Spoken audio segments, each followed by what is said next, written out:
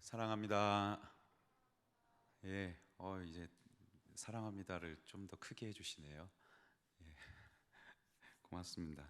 오늘부터 우리는 이 GBS 마지막 교재인 섬김, 섬김을 주제로 GBS를 진행할 거고, 또 말씀 설교 가운데는 그 GBS의 주요 본문을 가지고 여러분과 말씀을 나누고자 합니다. 지금까지 해왔던 것처럼 말씀을 통해서 오늘 우리가 받을 주제가 이런 거구나라고 생각하시고, 또 소그룹 가운데 그 주제를 더욱 깊이 있게 여러분 나눔을 하실 수 있으면 좋겠습니다.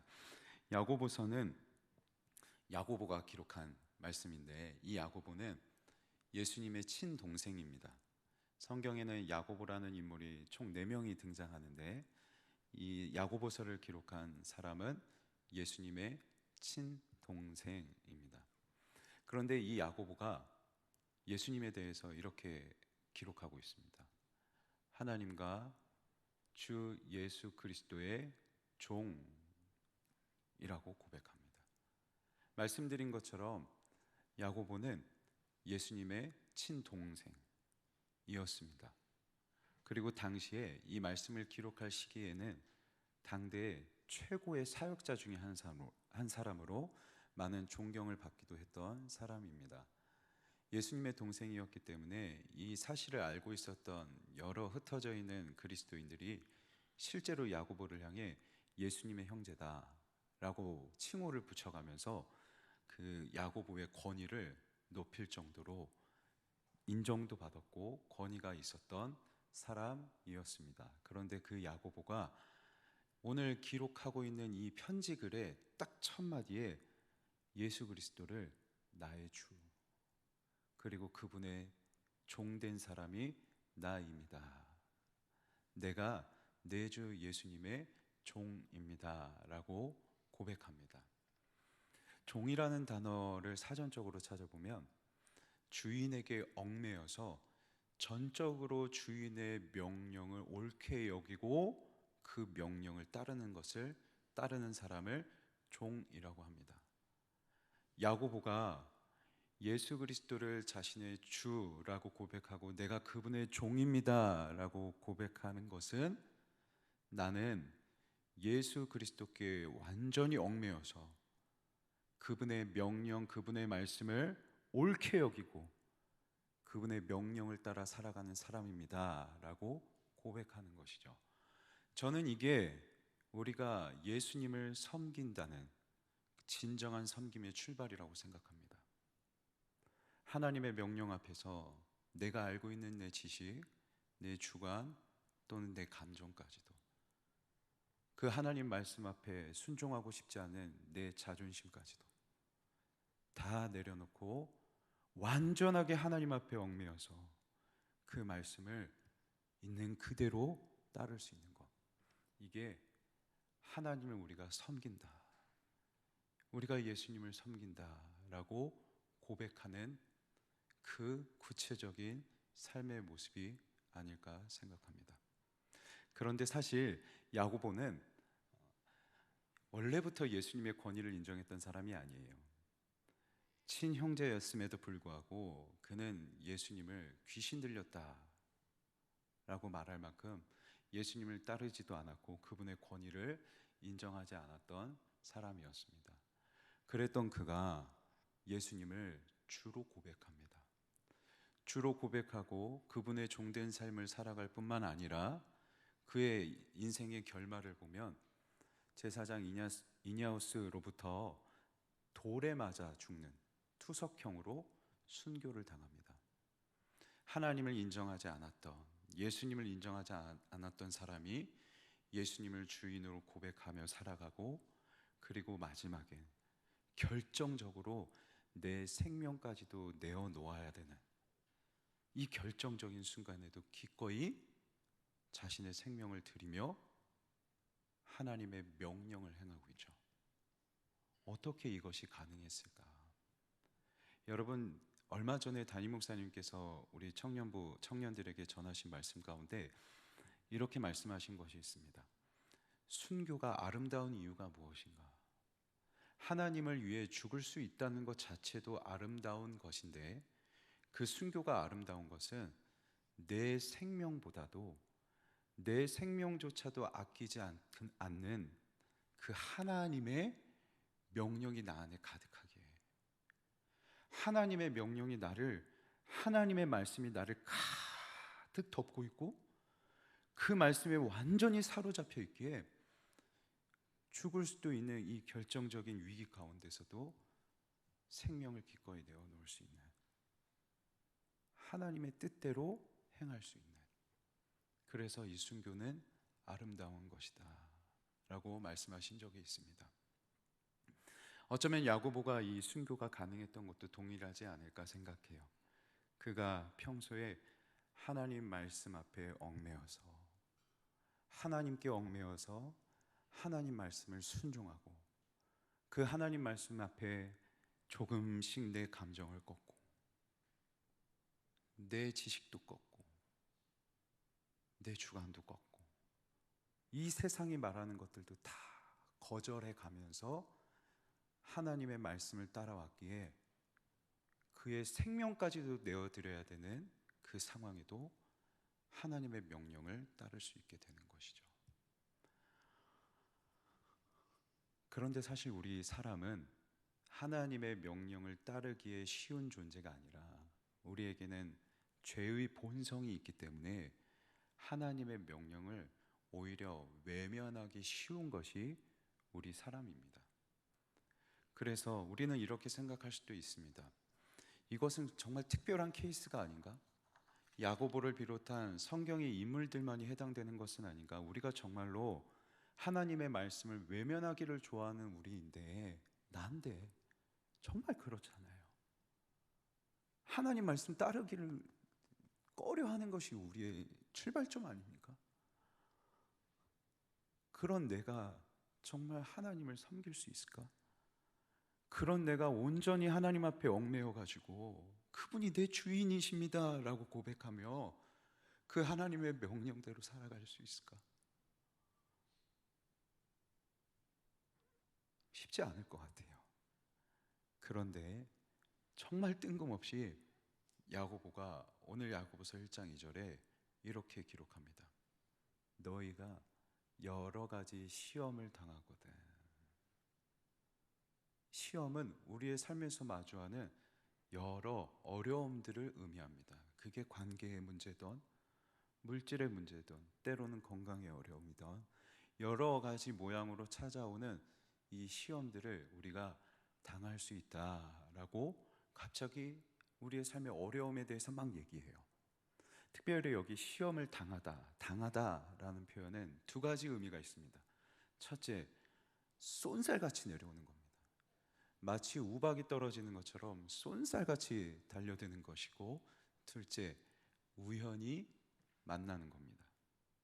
어떤 이유에서 발생되는 게 아니라 아무 이유가 없어도 마주하는 것이 인생의 어려움이고, 순식간에 찾아오기 때문에 피할 수 없는 것, 이유가 없기 때문에 예측할 수 없이 만나는 게 어쩌면 우리의 삶의 어려움이지 않을까 생각합니다.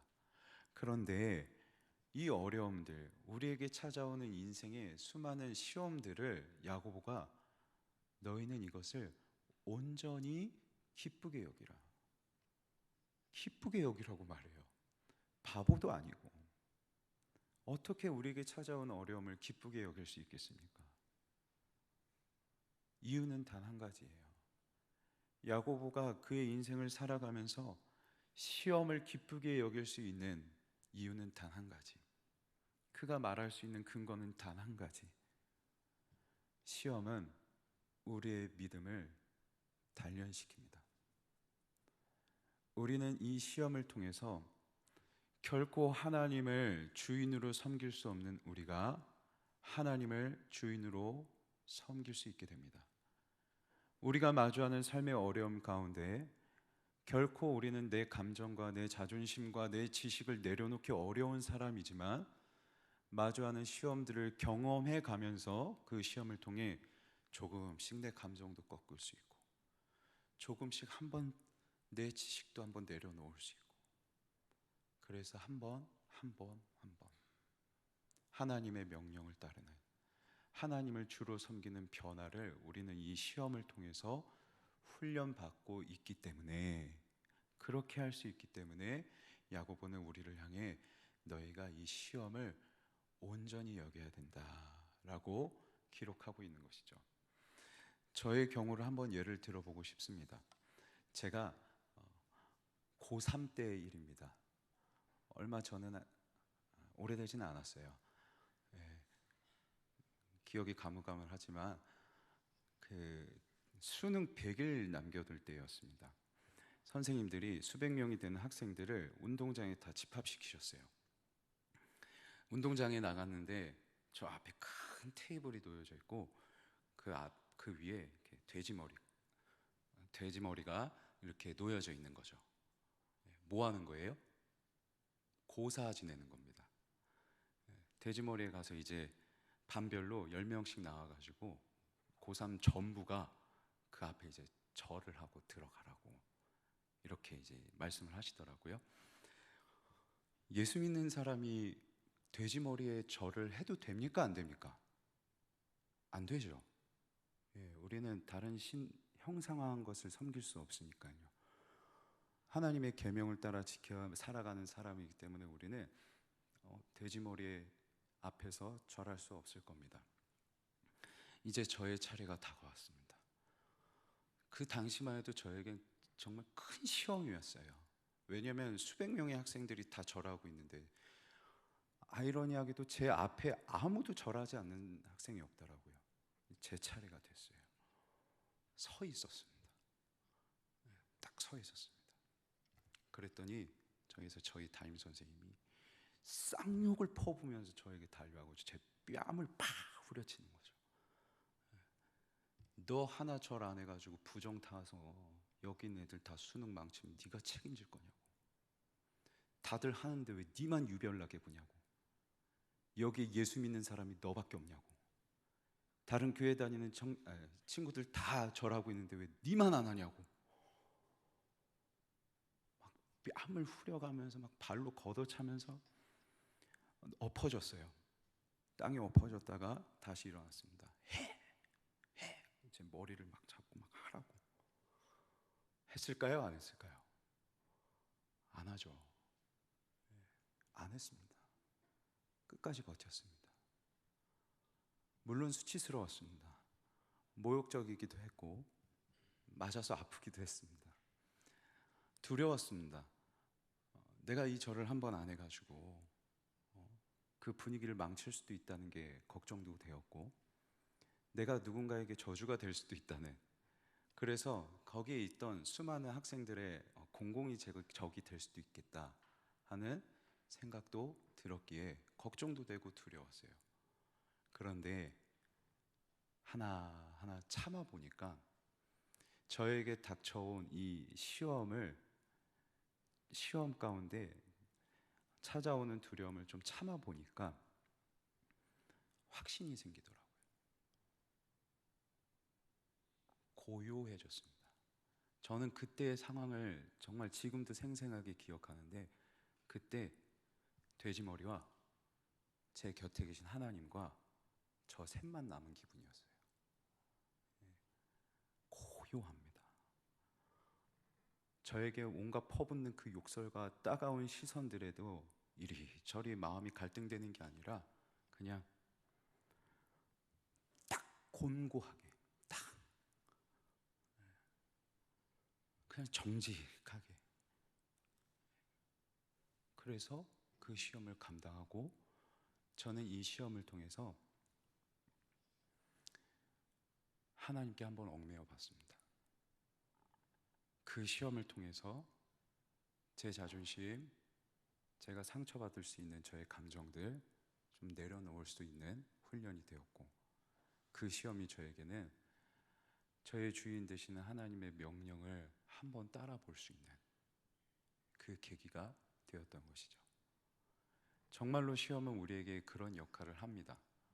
그래서 야고보가 이 시험을 기쁘게 여기라, 기쁘게 여기라 라고 말하면서 이어지는 말씀에 이렇게 기록하고 있습니다. 화면을 통해 확인할까요? 이는 너희 믿음의 시련이 인내를 만들어내는 줄 너희가 알미라. 우리는 알고 있습니다. 인생에서 마주하는 수많은 어려움들, 누군가의 관계가 어렵든 물질이 어렵든 건강이 어렵든 우리는 그 시련을 참습니다. 버팁니다. 인내합니다. 그런데 인내를 온전히 이루라.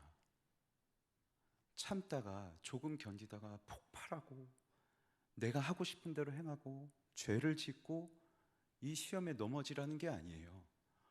끝까지 온전히 이루래요. 그러면 이는 너희로 온전하고 구비하여, 구비라는 단어는요 언데미지드, 내가 데미지가 없어요.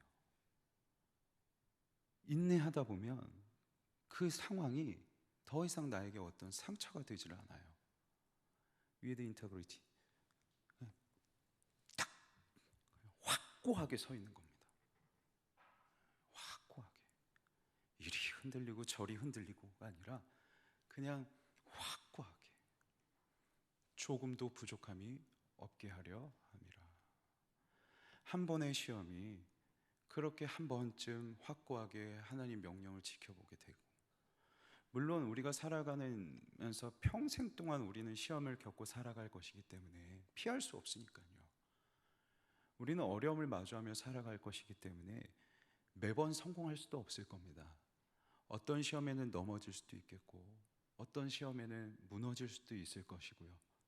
그런데 그 시험 한 번을 통해서 우리가 한 번쯤은 온전해보고 한 번쯤은 확고하게 하나님 명령을 지켜가며 하나님을 섬기는 이 훈련들을 해가다 보면 야고보처럼 자신의 생명을 하나님 명령 앞에 꺾어야 될 만큼 꺾을 수 있었던 그 야고보처럼 그렇게 한 번 한 번 할 때 이는 너희로 온전하고 구비하여 조금도 부족함이 없게 하리라. 완전하게, 완전히 확고하게 어려움에 어떤 것도 흔들리지 않고 고요하게 하나님의 명령을 지키고 하나님께 얽매여서 하나님을 주로 섬기는 사람으로 저와 여러분이 단련되어 갑니다. 사랑하는 청년 여러분, 여러분의 삶 가운데도 수많은 어려움이 찾아올 것이고 수많은 시험이 찾아올 게 분명합니다. 쏜살같이 달려오고 아무 이유 없이 찾아오기 때문에 우리는 이것을 결코 피할 수 없습니다. 그런데 기억하십시오. 여러분에게 찾아오는 인생의 시험은, 그 어려움은 여러분의 믿음을 단련시킬 겁니다. 그 시험을 통해 한 번 한 번씩 하나님 말씀 앞에 내 감정도 꺾어보고 내 지식도 한번 꺾어보는 그 훈련을 통해서 결국에는 조금도 부족함이 없는 정말 하나님의 완전한 종이 되어서 그냥 하나님께 딱 구속되어 하나님만을 주로 섬기는 그 사람으로 우리는 이 시험을 통해 그렇게 변화되어 갈 줄 믿습니다. 하나님이 그렇게 우리를 분명 인도하실 거예요. 그런데 우리가 이걸 사모하면서 이 시험을 감당하기 위해서는 우리가 주의해야 될 것이 한 가지 있습니다. 그것이 무엇이냐?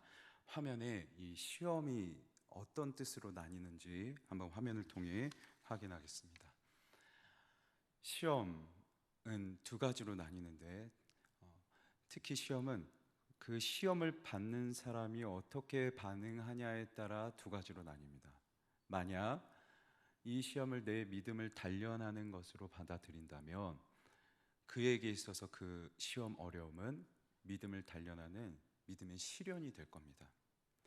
특히 시련이라는 단어는 헬라어로 재련소라는 의미가 있어요. 그러니까 재련소에 들어가면 불순물이 가득 묻어있는 금을 뜨거운 용광로에다 놓고 이 불에 막 달궈지면 불순물이 걷어집니다.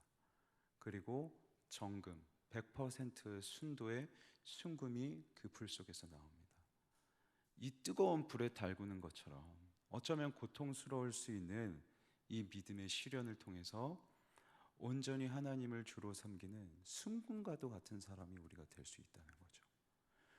이걸 받아들이고 인생의 어려움을, 그래 이거 하나님이 나의 믿음을 시험하시는 거지, 그래 이 어려움을 통해서 하나님이 내가 한번 나를 돌이키고 바뀌기를 원하시는가 보다, 내가 내려야 될 감정이 있나? 내가 포기해야 될 욕심이 있나? 내가 누군가를 용서해 봐야 되나? 그걸 원하시는 건가? 하면서 어떤 시험 가운데서 자기 자신을 돌이켜 본다면 그것은 그 사람에게 있어서 믿음을 단련하는 시련. 하지만 반대로 어떤 시험을 겪을 때 그 시험에 넘어져서 죄를 짓게 되고, 그 시험을 좀 어려움을 달래보고자 다른 쾌락적인 행위를 하고, 또 감정이 폭발하고 내가 하고 싶은 대로 행동하고, 이렇게 되면 그 시험은 그 사람을 죄 짓도록 만드는 유혹이 된 거죠. 아까 전에 제가 말씀드린, 저의 경우를 말씀드린 것처럼, 제가 만약 다른 사람들의 감정이 상할 것을 두려워해서, 그 사람들의 분위기를 망칠 것을 두려워해서, 다들 하는데 왜 나만 못해? 하고 절을 하면 이 시험은 제가 죄 짓도록 하는 유혹으로 다가온 겁니다. 하지만 반대로 절하지 않고 하나님의 명령을 지켰다면 그 시험은 저에게 저의 믿음을 한 번 더 단련하는 믿음의 시련이 된 거죠. 이 야고보가 기록한 이 편지글을 처음 읽었을 당시의 그리스도인들은 어떠했을까요? 그들에게 찾아온 시험을 믿음의 시련으로 받아들였을까요? 아니면 죄를 짓는 유혹으로 받아들였을까요? 예루살렘에서 기독교인들을 향한 엄청난 박해가 있었습니다.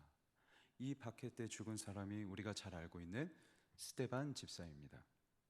이 박해를 계기로 예루살렘에 있던 예수님을 믿는 기독교 유대인들이 수많은 지역으로 흩어집니다. 로마 통치 아래 있는 수많은 지역으로 흩어지고 있습니다. 그 지역으로 흩어져 박해를 피하고자 흩어졌지만 역시 그 가운데에는 유대교를 믿는 사람들이 존재했어요. 유대교를 믿어 기독교를 박해하는 유대인들이 얼마든지 존재했습니다. 그래서 당시의 기록을 보면 이 유대교를 믿는 유대인들이 기독교, 예수님을 믿는 유대인들을 막 집단 린치를 가합니다. 집단 린치를 가하고 테러를 가하는 기록들을 발견할 수 있습니다. 로마 제국으로부터 박해를 받기도 했습니다. 야고보가 순교를 당하기도 하고, 비슷한 시기에 베드로도 순교를 당하기도 합니다. 종교 지도자들만이 아니라 수많은 그리스도인들이 가죽이 벗겨지는, 그리고 짐승들에게 먹히게 되는 여러 가지 박해를 받기도 합니다. 육체적인 박해도 있었지만 경제적인 박해도 있었습니다. 기독교인들에게는 기본적인 경제 활동을 다 금지시켰어요. 자급자족도 불가했기 때문에 그들은 먹고 살기 매우 어려운 극심한 가난에 시달려야 됐습니다. 이들은 지금 시험을 받고 있습니다. 이들이 어떻게 했을까요? 어떻게 했을까요? 다 로마 황제를 신으로 숭배하는데, 내 친척들 유대인들을 다 유대교를 믿는데 내가 이렇게까지 고통을 감당하면서까지 예수님을 믿어야 되나? 유대교로 회귀해요. 예수님을 믿다가 박해를 피해서 왔는데 예수님 믿으려고 계속. 그런데 변함없이 마주하는 이 시험 앞에 유대교로 회귀해버려요. 먹고 살아야겠으니까. 경제적인 어려움 때문에 로마 황제를 신으로, 저 사람이 저의 하나님입니다 라고 황제를 신으로 숭배하기도 합니다. 시험이 그들에게 믿음의 단련이 되었습니까? 아니면 죄를 짓는 유혹이 되었습니까? 그래서 야고보가 그러면 안 된다,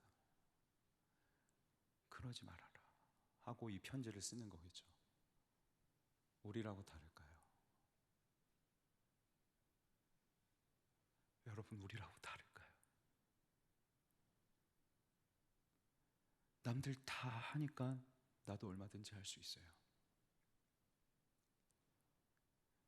내가 당장 해내야 될 게 있으니까 얼마든지 우리는 하나님을 뒤로 둘 수 있어요. 남들 다 즐기는 것 나도 즐길 수 있어요. 남들이 다 추구하며 살아가는 건 나도 추구하며 살아갈 수 있어요. 로마 황제를 하나님으로 숭배한 것처럼 우리도 얼마든지 다른 것들을 하나님으로 숭배하며 살아갈 수 있는 게 우리의 모습이에요. 살아가면서 마주하는 시험들 가운데 과연 우리 중에 누가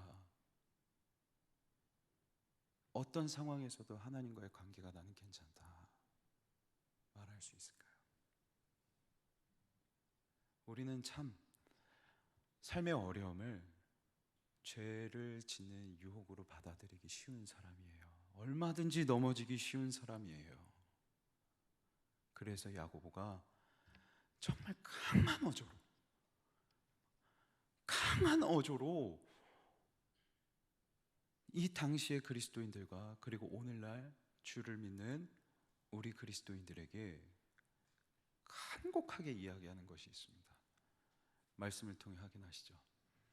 내 형제들아, 너희가 여러 가지 시험을 당하거든 온전히 기쁘게 여기라. 이는 너희 믿음의 시련이 인내를 만들어내는 줄 너희가 알미라. 여기 여러 가지 시험이라고 되어 있는데 이 시험과 믿음의 시련은 같은 단어로 기록되어 있습니다. 원어로 보면 같은 단어로 기록되어 있는데 여러 가지 시험, 이 시험은 복수형으로 기록되어 있어요. 우리가 삶에서 마주하는 여러 가지 어려움들이겠죠. 그런데 온전히 기쁘게 여기라 말하면서 이는 너희가 찾아오는 그 여러 가지 시험이, 그런데 이 시험을 믿음의 시련이라고 합니다. 그런데 이 시련은 단수형으로 기록되어 있습니다. 야고보가 오늘 우리에게 간곡하게 말하고 있는, 강한 어조로 말하고 있는 것은 무엇이냐? 우리가 삶에서 마주하고 있는 여러 어려움들을 하나로 귀결시키라는 거예요. 시험을 통해서 내가 어떻게 이를 걸 극복할 수 있지? 죄의 유혹으로 받지도 말고 한 가지로 귀결하라는 거죠. 수많은 어려움이 오지만 그 어려움들을 내 믿음을 단련하는 믿음의 시련으로 귀결하라는 거예요. 관계가 어려울 때, 물질이 어려울 때, 또는 건강이 어려울 때, 우리가 마주하는 수많은 삶의 어려움을 통해서 그 문제를 가지고 하나님이 나에게 뭔가 나를 단련하시고자 하는 게 있겠구나, 이 방향으로 귀결해야 된다는 거죠. 이 방향으로 하나님이 나에게 뭔가 꺾어야 될 내 감정이 있나 보다. 제가 최근에 저희 가정이 이사를 했습니다. 교회에서 배려를 해주셔서 조금 더 넓은 평수로 이사를 하게 되었어요. 결로 현상이라고 들어보셨나요? 집 밖과 안이 온도차가 막 심하게 나면 안에 습기가 찬다고 해요. 저는 이제 처음 알았어요. 이때 안방에 냄새가 쾌쾌한 냄새가 나서 이렇게 봤더니 장롱 뒤쪽으로 곰팡이가 다 쓸어버린 거예요. 그래가지고 장롱에도 곰팡이가 다 번진 거죠. 그래서 집주인에게, 그 임대 계약이어서 집주인에게 전화를 했습니다. 상황을 듣더니 저희는 책임 없어요. 환기 똑바로 하세요. 제습기 하나 구입하셔서 환기 잘 시키세요 하고 전화를 끊더라고요. 막 속이 뒤집어지는데 이 전화해가지고 막 승질대로 그냥 쏘아 붙여볼까 한번 얘기 막 하는데 막 갑자기 하나님의 안에서 너 목사다. 하나님, 왜 제가 이런 일들을 겪어야 되나요? 이사한 지 얼마 안 됐는데 왜 이런 시험이 갑자기 오는 건가요? 근데 제가 문득 깨닫게 되는 게 있어요. 저희 집이 조금 더 넓어졌다고 제가 너무 좋았거든요. 너무 편했거든요. 그런데 그 집에 문제가 하나 딱 생기니까 막 감정이 막 소용돌이치는 거죠. 미치겠는 거죠. 집이 나한테 하나님인 거예요. 집이 괜찮으면 안정되고, 집에 문제가 생기면 안정적이지 않아요. 하나님으로 안정을 누려야 할 때가 하나님으로 안정을 누리는 게 아니라 집으로 안정을 누려왔던 거죠. 아, 그렇구나. 저는 이 시험을 통해서 이걸 깨달았어요. 아, 내가 하나님으로 안정을 누려야 될 사람인데 집으로 누리고 있구나. 그래서 어떻게 했어요? 여기에 더 이상 감정적으로 대응하지 않는 거죠. 그냥 저희 돈으로 다 해결하고, 하나님 저한테 왜 이런 시련을 주세요? 하나님 왜 또 막대한 비용이 들어가도록 왜 이렇게 두셨어요? 하고 원망하고 좌절해야 될까요? 아니면 이런 현상이 생기지 않는 더 좋은 집을 막 하나님 달라고 막 여기에 욕심을 내야 될까요? 믿음의 시련으로 하나님이 나에게 뭘 깨닫게 하시는 건가? 직장 생활하면서 직장 상사와 동료 간에 부딪힐 수 있을 것이고, 사업을 하면서 거래처와 문제가 생길 수도 있을 것이고, 학교에서 학교 생활하면서 친구들과 다툴 수도 있을 것이고, 여러 문제들이 생길 수 있을 겁니다. 누군가는 합격이 되지 않는 문제가 있을 수도 있고, 누군가는 좋은 대학에 가지 않는 문제가 있을 수 있을 겁니다. 이런 모든 우리의 시험을 통해서 우리는 믿음의 시련으로 귀결해서 하나님이 날 뭘 깨닫게 하시는 건가? 나의 무엇을 발견하게 하시는 건가? 이렇게 우리는 도달할 수 있어야 되는 거죠. 마지막으로 우리가 그 시험을 왜 믿음의 시련으로 받아들여야 되는지, 오늘 이 시험 야고보서 1장 1절부터 18절까지가 이 시험에 관한 내용들로 기록되어 있는데, 이 시험을 마무리하는 그 18절에 이렇게 야고보가 기록하고 있습니다. 화면을 통해 확인하죠. 그가 그 피조물을 통해 우리로 한 첫 열매가 되게 하시려고. 첫 열매는 모든 수확물 가운데 하나님께 드리려고 구별해 두는 겁니다.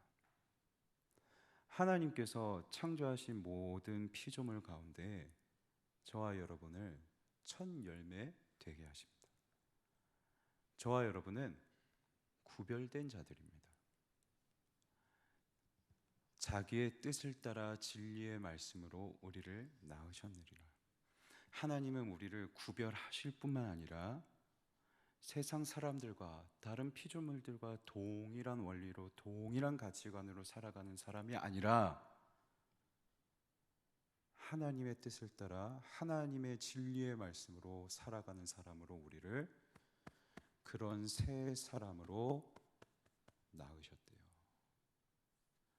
저를 보여주시죠. 저와 여러분은 구별된 사람이고, 그리고 세상 사람들과 똑같이 살아가는 게 아니라 하나님의 뜻대로 살아가야 되는 사람입니다. 이런 사람이 되게 하시고자, 바꿔 말하면 야고보가 고백한 것처럼 하나님을 주로 섬기는, 온전하게 섬기는, 정금과 같이 살아가는 그런 사람이 되게 하시는 것이 하나님의 뜻이고, 우리는 그렇게 살아가야 되는 것이 우리의 정체성이고, 이렇게 살아가기 위해 우리는 시험을 마주합니다. 시험을 내 믿음을 훈련하는 믿음의 시련으로 귀결하고, 여기에 나를 조금씩 꺾어가고 하나님의 명령을 한 번쯤 지켜가 보면서 끝내 하나님이 우리를 구별하신 하나님의 뜻대로 살아가도록 다시 우리를 새 사람 되게 하신 그 모습으로 우리의 진짜 정체성으로 살아갈 수 있는 우리 청년들이 되길 진심으로 소망합니다. 말씀을 맺겠습니다. 야고보는 고백합니다. 예수님이 나의 주인이십니다. 나는 그분의 종입니다. 얼마든지 자기 권위를 가질 수 있었고 자기 지식을 가질 수 있었던 사람이지만 그는 하나님 앞에 완전히 얽매여서 자기 지식도 자기 생각도 자기 경험 다 내려놨습니다. 그리고 하나님의 명령에 순종하며 살아갑니다. 그리고 결정적으로 자신의 생명까지도 하나님의 뜻 앞에, 진리의 말씀 앞에 생명도 내려놓는 사람으로 쓰임받죠. 야고보의 인생은 그 끝내 정금같이 나아가는 삶이었습니다.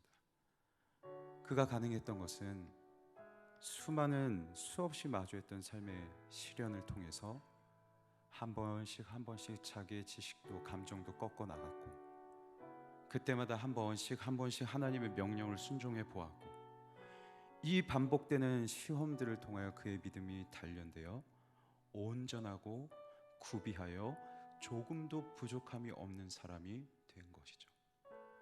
이러한 삶을 살아가도록 하나님은 저와 여러분을 첫 열매로 구별하셨습니다. 이러한 삶을 살아가도록 하나님은 저와 여러분을 낳으셨습니다.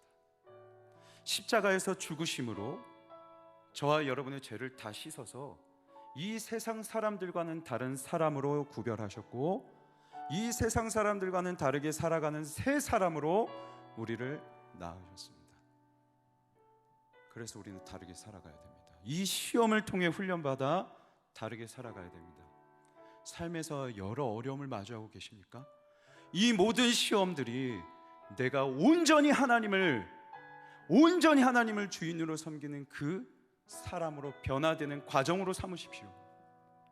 시험을 마주할 때마다 내 감정대로, 내가 행하고 싶은 대로, 내 쾌락을 즐기는 싶은 대로 살아가는 것이 아니라 한번 꺾어보세요. 한번 멈춰보세요.